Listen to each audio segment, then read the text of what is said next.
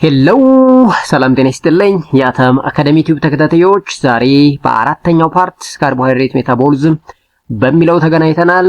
እንግዲህ ካርቦሃይድሬት ክላሲፊኬሽን እንደ ካርቦሃይድሬት ሜታቦሊዝም የሚለውን ከፓርት 1 ጀምረን ዛሬ የመጨረሻው አራተኛው ፓርት ላይ ደርሰናል። ፓርት 4 ከላይኮጂን ሜታቦሊዝም ከሚል እንጀምራለን። ለቻናላችን አዲስ ሆናችሁ ቻናላችን ሰብስክራይብ፣ ቪዲዮአችን ላይክ አድርጉት።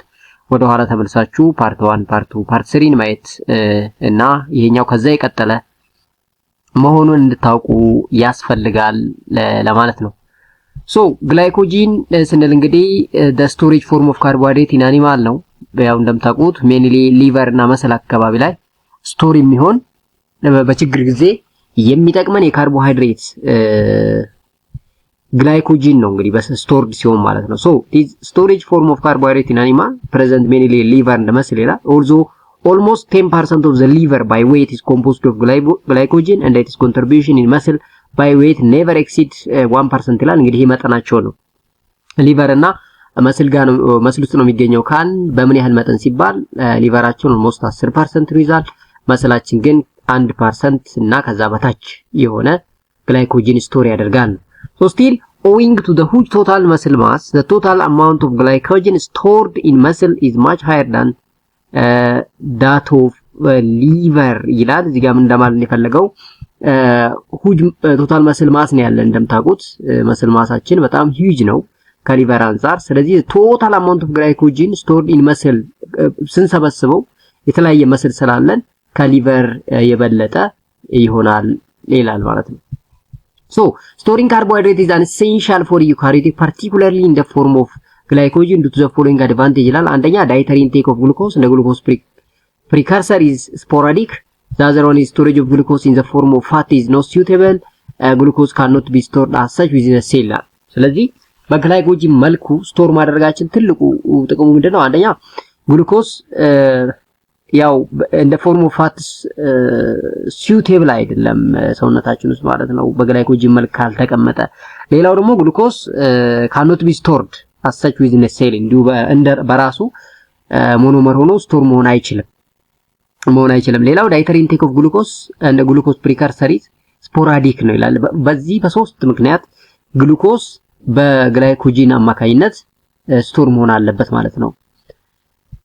The synthesis of glycogen is also known as glycogenesis and its metabolism is known as glycogenolysis ይባላል። እንግዲህ glycogenesis እና glycogenolysis ይለያያል። glycogenesis ስንል synthesis of glycogen ነው። glycogenolysis ስንል ደግሞ the breakdown of glycogen ነው ማለት። So glycogen synthesis and degradation are coordinately regulated so that at a time only one of them is operating to prevent futile energy wasting cycle ይላል። እንግዲህ ሰውነታችን ሲቸገር ኢነርጂ ሲያስፈልገው ሲርበን ዱሪንግ ፋስት ዛን ጊዜ ግላይኮጂንን ሞባላይዝ አድርጎ በግላይኮጂኖላይሲስ አማካኝነት ኢነርጂ እንዲሰጠን ያደርጋል። ሶ ግላይኮጂኖላይሲስ ማለት ግላይኮጂን ብሬክዳውን ነው ብለናል። ሶ the mobilization of glucose from the glycogen store is known as glycogenolysis.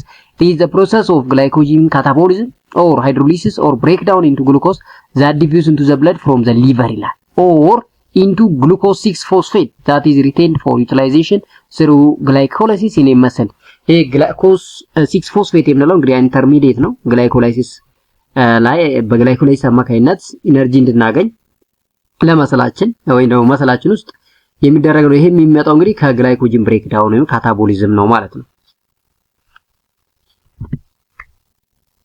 So glycogen phosphorylase is a major enzyme responsible for glycogenolysis. So glycogenolysis ላይ ዋነኛው በጣም ኢምፖርታንት የሆነው ኢንዛይም glycogen phosphorylase ይባላል። ይሄ glycogen phosphorylase የምንለው ኢንዛይም glycogen breakdown እንዲያደርግ የሚጠቅመን ነው ማለት ነው። It hydrolyzes the terminal alpha 1 for glycosidic linkage or bond of the linear branch of glycogen molecule by the addition of inorganic phosphate ይላል። ሶ ለዛ ነው ፎስፎሪሌስ ኦር ፎስፎራይዝስ ያልነው ማለት ነው። ሶ ግላይኮጂንን በቀጥታ ወደ ግላይኮጂን እንዲሁም ወደ ኢንተርሚዲየት ግሉኮስ 1 ፎስፌት እንዲቀየር ያደርግልናል። ግሉኮሙቴስ የምንለው ደግሞ ኢንዛይም ነው። ሶ ወደ ግሉኮስ 6 ፎስፌት እንዲቀየር ያደርግልናል ነው። ናው እንደመስል ግላይኮጂኖላይሲስ ከግሉኮስ 6 ፎስፌት ኢነርጂ እንዲያገኝ ያደርጋል ነው። otherwise ግሉኮስ 6 ፎስፋቴስ ሊቨራችን ውስጥ ደግሞ ወደ ግሉኮስ ይቀይራል። ግሉኮስ ቀጥታ ወደ ብለድ ስትሪም በመግባት ኢነርጂ እንድናገኝ ይሆናል ማለት ነው። So phosphorylase continues acting on the alpha 1 force glycosidic linkage of the linear branch and stop working when there are only 4 glycosyl unit remaining. Name the branch point alpha 16 due to steric hindrance ይላል። አሁን ብዙ ጊዜ glycosidic linkage 1 alpha 1 4 ሲሆን ነው በቀላሉ ይሄ ኢንዛይም ብሬክ የሚያደርገው ማለት ነው። አልፋ 16 ሊንኬጅ ሲሆን ስቴሪክ ሂንድራንስ ስለሚኖር ከበባ ስለሚኖር በቀላሉ ግሉኮስ ፎስፎሪሌስ የምንለው ብሬክ ዳውን ለማድረግ ይቸገራል ነው ግላይኮጂንን። ይሄ የስቴሪክ ሂንድራንስ ተጽዕኖ ለማሳየት ተፈልጎ ነው ማለት ነው። ግላይኮጂን ስቶሬጅ ዲዚዝ እንግዲህ በግላይኮጂን ስቶር በመሆኑ ምክንያት የሚመጡ የተለያዩ ዲዚዞች አሉ። ሶ ግላይኮጂን ስቶሬጅ ዲዚዝ እንላቸዋለን እነሱን or glycogenosis እንላቸዋለን። are a group of inherited disorder characterized by deposition or over storage of an abnormal type or quantity of glycogen። ስለዚህ ግላይኮጂን እንግዲህ abnormally ስቶር ሲሆንና ኳንቲቲው ደግሞ ኦቨር ሲሆን ወይም ደግሞ failure of storage or mobilization of glycogen into or from the tissue ሲሆን ግላይኮጂን ስቶሬጅ ዲዚዝ GSD የምንላቸው ይመጣሉ። ያው አብዛኛው ጊዜ ጄኔቲካሊ ኢንሄሪትድ ዲስኦርደሮች ናቸው። They are mainly due to the deficiency of one of the enzyme of the glycogenesis or glycogenolysis, phosphofructokinase or lysosomal glycosidase የሚባሉ ኢንዛይሞች ሲያጥሩ ወይም ደግሞ ለግላይኮጂኔሲስ ለሲንተስ ኦፍ ግላይኮጂን ወይም ደግሞ ለግላይኮጂኖላይሲስ ለግላይኮጂን ብሬክዳውን የሚያስፈልጉ ኢንዛይሞች ሲያንሱም ይሄ ችግር ሊከሰት ይችላል ነው። The first clinical description of the patient with glycogen storage disease was reported by Van Criswold in 1928. That of the 7-year-old boy who presented with a markedly large liver, obesity, small genitalia. This was the first reported patient with GSD type 3 as proved later by enzymatically ይላል። እንግዲህ የመጀመሪያ ጊዜ በ1928 ነው በ7 ዓመት ህጻን ላይ ይሄ ችግር የተገኘው ማለት ነው። So the description of GSD1 by von Grech in 1920 come next, and the Pope in 1932 described a case of idiopathic hypertrophy of the heart now to be known as GSD2 ይላል። እንግዲህ የመጀመሪያው የታየው GSD3 ነው። ከዛ GS1 መጣ በ1929 በ1932 ደግሞ GSD3 የምንላቸው እነዚህ ሶስቱ የግላይኮጂን ስቶሬጅ ዲዚዞች መጡ ነው። till now about 11 major types of GSD have been documented along with their subtype ይላል። እንግዲህ አሁን በዚህ ሰዓት ደግሞ ኦልሞስት ከ11 በላይ የራሳቸው ሰብታይፕ ያላቸው GSD ዲስኦርደሮች እንዳሉ ይናገራል ማለት ነው። ሶ ሜታቦሊዝም ኦፍ ካርቦሃይድሬትስ ሌላኛው ምንድነው? ኮንትሮል ኦፍ ብለድ ግሉኮስ ኦር ዲኤም ነው። እንግዲህ ዲያቤት ሜሊተስ የምንለውና ይሄ ግሉኮስ መጠናችን ከፍ የሚል ከሆነ ደግሞ ችግር ነው። ሶ ዲያቤት ሜሊተስ የሚባለውን በሽታ ያመጣብናል። ሶ እንዴት ታዲያ ኮንትሮል እናርግ ነው? ሶ a very dynamic interplay of different tissue and the hormones integrates all the glucose consuming and the regenerating enzyme to the control blood glucose level, responding rapidly deficiently to a minute variation in it ይላል። እንግዲህ አሁን ግሉኮስ ያስፈልጋል በጣም ጠቃሚ ነው ብለናል። ግን ግሉኮስ ኮንሱም የምናደርገውና ሰውነታችን የሚጠቀመው ግሉኮስ ሌቭል የማይመጣጠን ከሆነ ችግር ያመጣብናል ማለት ነው። This is due to the devastating consequence of shift in the blood glucose level toward hypo or hyperglycemia. እንግዲህ ያንሳል ወይ ደግሞ ይበዛል ነው። ሃይፖ ስንል low level of glucose in blood ነው። ሃይፐር ስንል ደግሞ high level of glucose in blood ነው። ስለዚህ ግሉኮስ ከፍም ዝቅም ሲል ችግር ያመጣብናል ነው። Sucrose and the fats of the blood sugar or glucose is contributed mainly by dietary carbohydrate, liver glycogen, the glycogenolysis ነው። The source of glucose ወይም sugar እነኚህ ናቸው። carbohydrate, liver glycogen ወይም ደግሞ glycogenolysis. So once in a blood, glucose is utilized by all the tissue for their energy as well as for the synthesis of a number of biochemicals. ለተለያየ ፐርፐስ እንጠቀማለን actually ግሉኮስን በዋናነት ኢነርጂ ብንልም the synthesis of biomolecule ላይም የራሱ የሆነ ሚና አለው። So 40% of the absorbed glucose is used for lipogenesis. Liver glycogen is enough to cover about 8 hours of fasting, whereas lactate from muscle glycogen can over 25 hours ይላል። እንግዲህ ሰውነታችን ሲራ ግላይኮጂን ሊቨራችን ውስጥ ስቶር ሆኖ ቢያንስ ለ8 ሰዓት ራባችን የማስታገስ አቅም አለው። ላክቴት የምንለው ደግሞ የመስል ግላይኮጂን ኦልሞስት ለ25 ሰዓት ካቨር ሊያረግ ሰፖርት ሊያኖረን ይችላል ማለት ነው። ሶ ናው the blood glucose እንግዲህ አሁን blood glucose ለብዙ ሚና አይጫወታል ብለናል። አንዱ ቲሹ ኦክሲዴሽን ላይ ትልቅ በዋናነት ሚናውን ይጫወታል። ሌላ እንግዲህ ይሄ blood glucose ሊፖጂኔሲስ፣ አሚኖ አሲድ፣ ግላይኮጂኔሲስ የምንለው መካኒዝም ላይ ወሳኝ ነው። ግላይኮሊፒድ፣ ግላይኮፕሮቲን፣ ላክቶስ፣ ፍሩክቶስ፣ ራይቦስ የምንላቸው ሹገሮችን ቢልድ አፕ ለማድረግ ይጠቅመናል። ከየት ነው የመጣው ሲባል እንግዲህ እንዳልነው ዳይተሪ ግሉኮስ አፕቴክ ነው። ግላይኮጂኖላይዝ ኦር ሊቨር፣ ግላይኮኒዮጄኔሲስ ፍሮም ሊቨር አጌን እንደ አዘር ሄክሶስ ነው። እነኚህ በአረንጓዴ የምታዩቸው ሶርስ ናቸው። ይሄ በቀይ የምታዩት ደግሞ ይሄ ብለድ ግሉኮስ ለምን ሊውድ ይችላል ነው። ፌቱ ምንድነው ነው? ፌት ኦፍ ዘ ብለድ ግሉኮስ እጣ ፋንታው ምንድነው? ምን ላይ ነው ፓርቲሲፔት የሚያደርገው ነው የሚያሳያችሁ ማለት ነው። So the role of different tissue in the regulation of blood glucose እና the role of GIT gastrointestinal tract የምንለው ምንድነው? ሮሉ blood glucose level ላይ ሬጉሌት ለማድረግ ምን አይነት ሚና ይጫወታል?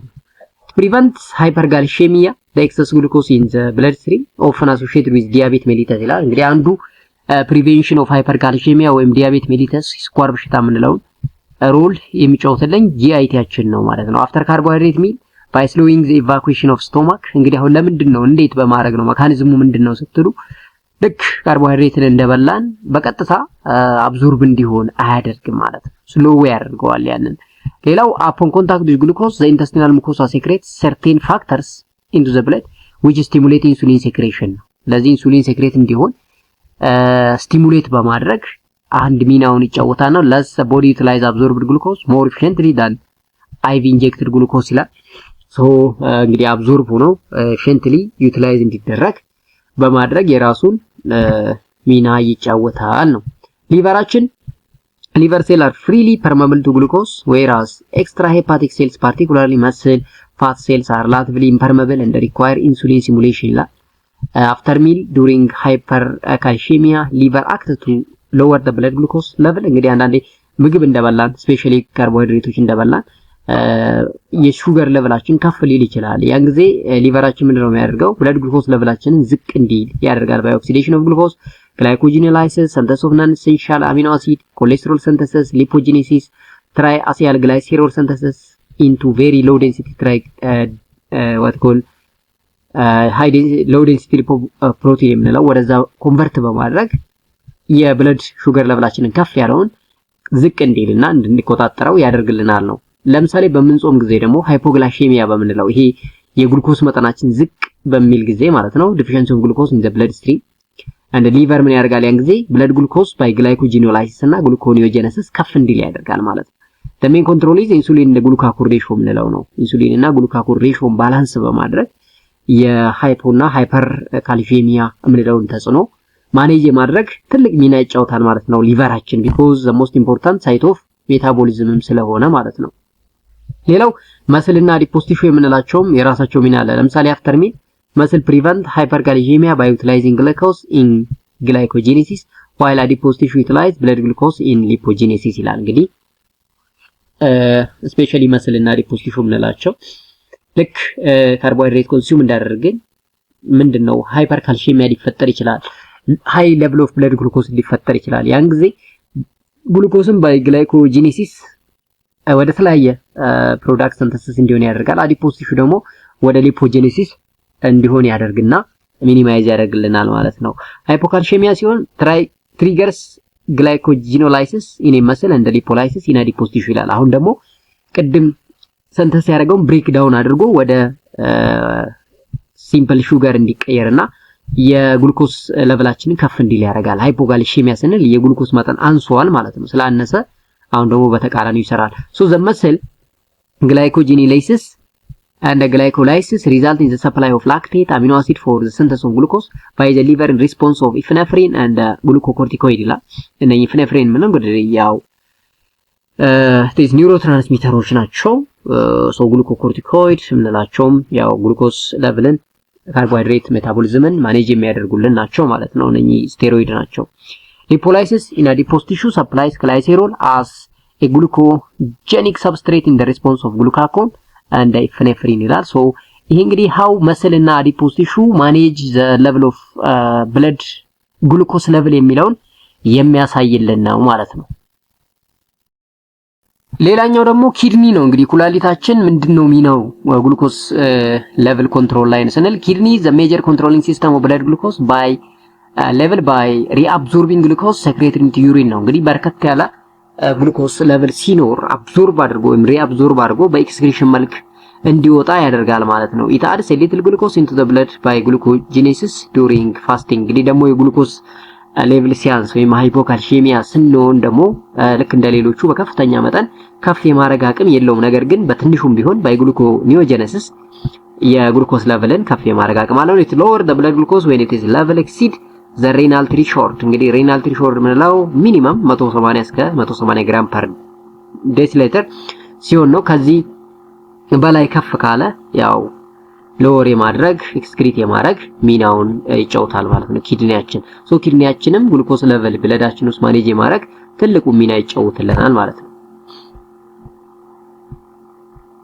ሌላው ዘ ሮል ኦፍ ዲፈረንት ሆርሞን ኢን ዘ ሬጉሌሽን ኦፍ ብለድ ግሉኮስ ነው። ከሆርሞኖች እንግዲህ አንዱ ኢንሱሊን ነው። ሶ ኢንሱሊን ሞጁሌትስ ዘ ፎርሙሌሽን ኦፍ ኤንዛይም ኢን ኮንትሮሊንግ ብለድ ግሉኮስ ሃይፖካልሲሚያ and the insulin increase a glucose intake by extra hepatic tissue decrease blood glucose level ይላል ማለት ነው። እንግዲህ ኢንሱሊን እንግዲህ አሁን እዚህ ጋር ኤምዚኤም ስንል ሜጋ ኬራቶሳይትስ ዛይጎቲክ ሞርፎሎጂ የምንለው ነው። ይሄ ሜጋ ሜጋ ኬሮሳይት የምንለው ላርጅ ቦን ማሮ ሴል ነው። ብዙ ጊዜ ሪስፖንሲብል ፎር ዘ ፕሮዳክሽን ኦፍ ፕላትሌት ነው የምንለው። ስለዚህ ይሄም እንግዲህ ኮንትሮሊንግ ብለድ ግሉኮስ ኦር ሃይፖግላይሴሚክ ላይ የራሱ የሆነ ሩል አለው ነው። ይሄንን ለማሳየት ተፈልጎ ነው። ኢንሱሊን ኢንክሪዝ ግሉኮስ አፕቴክ ባይ ኤክስትራ ሄፓቲክ ቲሹ ዲክሪዝ ዘ ብለድ ግሉኮስ ሌቭል ይላል። ሞስት ቲሹ ሊቨር፣ ብሬን፣ ኢንተስቲናል፣ ሄርት፣ አርቢሲ ኦር ሬድ ብለድ ሴልስ እንደ ኪድኒ አር ኢንሱሊን ኢንዲፔንደንት ፎር ዲስ ፕሮሰስ ይላል።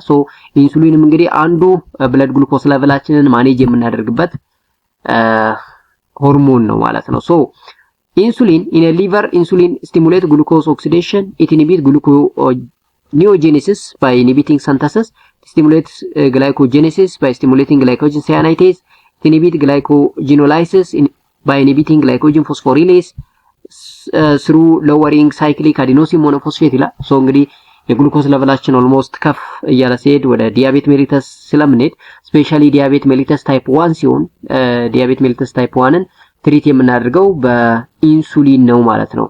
therefore the net effect of insulin on carbohydrate metabolism is lowering blood glucose ይላል, increasing its oxidation in extrahepatic, promoting its storage in the liver as a glycogen and halting the release of glucose from liver by inhibiting gluconeogenesis and mobilizing glucose from glycogen ይላል። ስለዚህ ግሉኮስ አሁን ደማችን ውስጥ እንግዲህ ከፍ ያለው በሲምፕል ፎርም ሲገኝ ነው። ስለዚህ ምን እናደርጋለን? አሁን ኢንሱሊን ምንድነው የሚያደርገው ማለት ነው? ግሉኮስ በግላይኮጂን ፎርም እንዲቀመጥ ያደርጋል ሊቨር ውስጥ ነው። ሁለተኛ ደግሞ ከሊቨራችን በቀላሉ ሞባላይዝ እንዳይሆን ይከለክላል ማለት ነው። በዚህ ወይ የግሉኮስ ሌቭልን ባላንስ በማድረግ ዲያቤት ሜሊተስ ወይም ስኳር በሽታ የምንለው ስፔሻሊ ታይፕ 1 ዲያቤት ሜሊተስ የምንለውን ትሪት በማድረግ ትልቅ ሮል ይጫወታል ማለት ነው። ግሉካጎን is the primary hormone that increase blood glucose ነው። ይሄ ደግሞ during hypoglycemic ምንድነው የሚያደርግልን? ግሉኮስ ሌቭላችንን ከፍ ለማድረግ ነው የሚጠቅመን። ኢንሱሊን ዝቅ ለማድረግ ነው፣ ግሉካጎን ሲሆን ከፍ ለማድረግ ነው። it is hyperglycemia hormone through stimulation of glycogenolysis by cyclic adenosine monophosphate dependent activation of phosphorylation, stimulation of gluconeogenesis from pyruvate, lactate, amino acid by stimulating phosphoenol pyruvate carboxykinase ይላል። ይሄ ደግሞ የሌቭል ኦፍ ሃይፖካልሲሚያን ኢንክሪዝ ለማድረግ የሚጠቅመን ሆርሞን ነው ማለት ነው። ሁለቱም ከአይሶሌት ኦፍ ላንግሪን ወይም ደግሞ አይሶሌት ኦፍ ራጂጂ ከሚባለው የሚመነጩ ናቸው ማለት ነው። ቫሪዬሽን ኢን ኖርማል ብለድ ግሉኮስ ኖርሞጋልሲሚያ ማለት ነው። ኖርማል ማለት ነው። ኖርሞ ማለት ኖርማል ፋስቲንግ ፕላዝማ ግሉኮስ ሌቭል 2 or more hours after the meal, last meal up to 14 hours between the meal, ፖስት ብራንዲያል ማለት ልክ ምግብ እንደበላን ማለት ነው። ልክ ምግብ እንደበላን አንዳንዴ ግሉኮስ ሌቭላችን ከፍ ይላል በጣም እሱ ነው ፖስት ብራንዲያል የምንለው is 60 to 126 ሚሊግራም ፐር ዴሲሊትር ideally less than 100 ሚሊግራም ፐር ዴል or 5 ሚሊሞል ፐር ሊትር ይላል። ይሄ እንግዲህ ኖርማል ካልሲየም የምንለው መጠናችን ይሄን ይመስላል በቁጥር። ሃይፐርካልሲየም አሁን ከፍ ብሏል የምንለው ደግሞ መቼ ነው? it is raise the blood glucose level above 126 ሚሊ ግራም per deciliter ሲሆን አሁን ከፍ ብሏል ማለት ነው። ግሉኮስ ሌቨላችን ደማችን ውስጥ ጨምሯል እንላለን። ሃይፖጋሊሲሚያ ምን ደግሞ አንሷል ነው። it is decrease the blood glucose level below 40 ሚሊ ግራም per deciliter ከ40 በታች ከሆነ ስለዚህ አሁን ሰው የስኳር መጠኑ አንሷል እንላለን ማለት። ስለዚህ ስኳር መጠን ከፍ ብሏል አንሷል የምንለው ሬንጁ ምን ያክል ሲሆን ነው እስከ 100 ከ60 እስከ 126 ከሆነ ጥሩ ነው ማለት ነው። ከ40 በታች ከሆነም ችግር ነው፣ ከ126 በላይ ከሆነ ችግር ነው ማለት ነው። ሌላው እንግዲህ ከካርቦሃይድሬት ሜታቦሊዝም ጋር ተያይዞ የሚነሳው በሽታ ዲያቤት ሜሊተስ ወይም የስኳር በሽታ ምንለው ነው።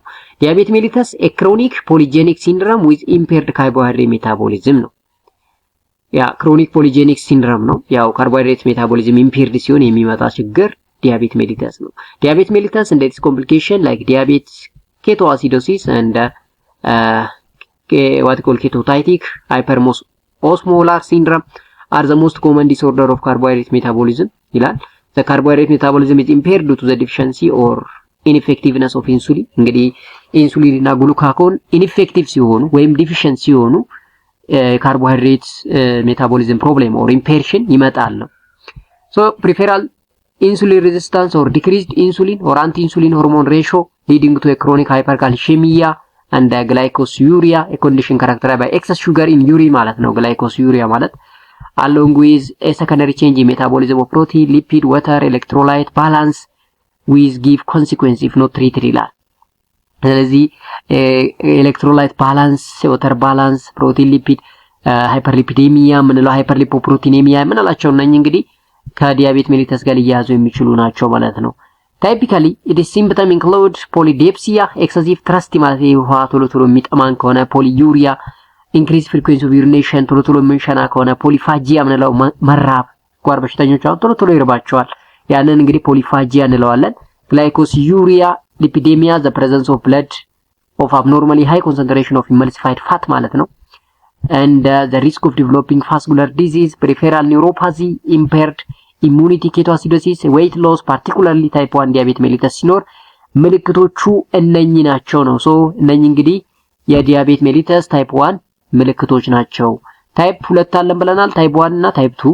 ታይፕ 1 ዲያቤት ሜሊተስ ብዙ ጊዜ በኢንሱሊን ትሪት ማድረግ እንችላለን። hence the other name ኢንሱሊን ዲፔንደንት ዲያቤት ሜሊተስ እንለዋለን ታይፕ 1ን ያው በኢንሱሊን ትሪት ማድረግ ስለምንችል ነው። ታይፕ 2 ሲሆን ግን በኢንሱሊን ትሪት ማድረግ አንችልም። ስለዚህ ሌላ ስም እንሰጠዋለን ማለት ነው ለሱ።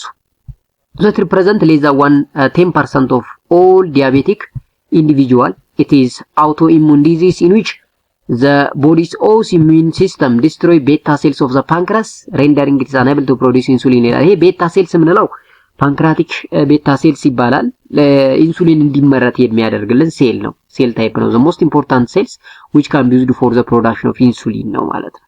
in isolate of Langerhans or pancreas, the most important cell that used for the production of insulin is beta cells.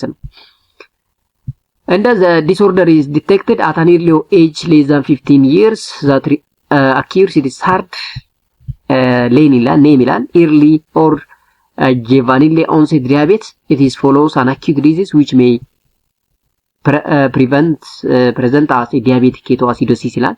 ሶ ታይፕ 1 ዲያቤት ሜሊተስ ምንለው እንግዲህ ብዙ ጊዜ ምልክቶቹን ቅድም አይተናል። ትሪት የምናደርገው ሞሮፍ በኢንሱሊን ነው። ኢንሱሊን የት ይመረታል ከተባለ in isolate of Langerhans, especially beta cells of pancreas ውስጥ ነው። ታይፕ 2 ዲያቤት ሜሊተስ represent 90% of all diabetes cases and present with peripheral resistance to effective insulin or defect in insulin progressing or secretion. እንግዲህ ይሄ በኢንሱሊን ትሪት አናደርገውም። ኦልሞስት 90% እና ከዛ አካባቢ የሚሆነው በታይፕ 2 ዲያቤት ሜሊተስ ነው የሚጠቃው። ታይፕ 1 ከ10% በታች ነው። በኢንሱሊን ትሪት ማድረግ እንችላለን። ይሄኛውን በኢንሱሊን ትሪት ማድረግ ስለማንችል ምን አልነው?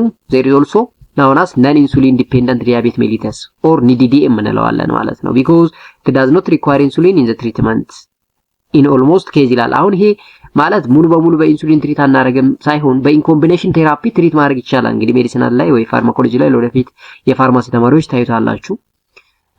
በኮምቢኔሽን ቴራፒ ኢንሱሊንን እንጠቀም እንችላለን ለታይፕ 2 ዲያቤት ሜሊተስ። ነገር ግን ብቻውን ልክ እንደ ታይፕ 1 በኢንሱሊን ትሪት ማድረግ አንችልም ነው። it manifests at later age of greater than 40 years that occurs it's the third name.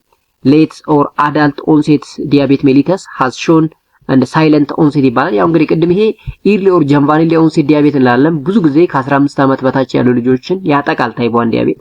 ታይፕ 2 ዲያቤት ደግሞ ከ40 በላይ ያሉት ሰዎች ላይ ይበዛል። ለዛም ነው እንግዲህ later or adult onset diabetes mellitus ያልነው ማለት ነው። ሌላው genital diabetes ነው። The other type are very rare and a number of them are called by single gene mutation associated with gene mutation ነው ይሄኛው ታይፕ what called gestational or gestational diabetes mellitus ምንለው ይሄ ብዙ ጊዜ ሴቶች በእርግዝና ጊዜ እንዲሁም ደግሞ በወለዱ በአንድ ወር ውስጥ መካከል ኮንቲኒየስሊ የሚቆይ ስኳር ሌቭል ወይም የዲያቤት ሜሊተስ ኔም ነው ማለት ነው። metabolic change in diabetes mellitus the major metabolic effect of diabetes particularly in type 1 are decrease glucose uptake እንግዲህ አሁን በሜታቦሊዝም ወይም በላይፍ ሳይክል በራሱ ታይፕ 1 ዲያቤት ሜሊተስን ትሪት ለማድረግ ይጠቅመናል ነው። ለምሳሌ ዲክሪዝ ግሉኮስ አፕቴክ ወይም ዩቲላይዜሽን ስፔሻሊ ፔስ ኦፍ ግላይኮላይሲስን ሚኒማይዝ ኦር ዲክሪዝ በማድረግ የብለድ ግሉኮስ ሌቭላችንን መቀነስ ይቻላል። ሌላው አሚኖ አሲድ ኮንሰምፕሽናችንን መቀነስ ግሉኮጂኔሲስ ፍሮም አሚኖ አሲድ እንደ ግላይሴሮልን መጨመር ግላይኮጂኖላይሲስን ኢንክሪዝ በማድረግ ሊፖላይሲስን በመጨመር ኬቶ አሲዶሲስ ኮሌስትሮል ሲንተሲስን ኢናንስ በማድረግ ኢንክሪዝ ኮንሰንትሬሽን ኦፍ ብለድ ፍሪ ፋቲ አሲድን በመጨመር ታይፕ 1 ዲያቤት ሜሊተስን በዚህ ዌይ ትሪት ማድረግ ይቻላል ማለት ነው። ክሊኒካል ፊቸር ኦፍ ዲያቤት ሜሊተስ ስንል ግሉኮስ አኩሙሌት ኢን ዘ ብለድ ኦር ሃይፐርካላይሼሚያ that exceed in the renal reabsorption limit or renal threshold the hence it excreted in the urine in large amount so called glycosuria. Glucose is osmotically active and hence draws a large amount of water into the plasma or hyperosmosis causing polyuria that lead to thirst or polydipsia እንላለን። አሁን ግሉኮስ ኦስሞቲካሊ አክቲቭ ነው። ይሄ ማለት ላርጅ አማውንት ኦፍ ዋተርን ቴክ የማድረግ አቅም አለው።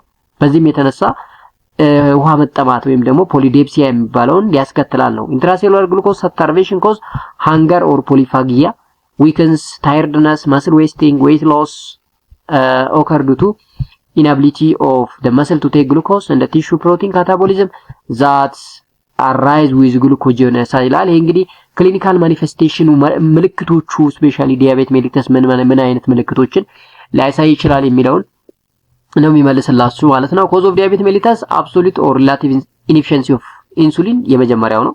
ኢንኤፊሽንሲ ሴክሬሽን ካለ እንደውም አክሲለሬትድ ኢንአክቲቬሽን ኦፍ ኢንሱሊን ካለ ይሄንን ታይሮ ቶክሲኮሲስ እንለዋለን።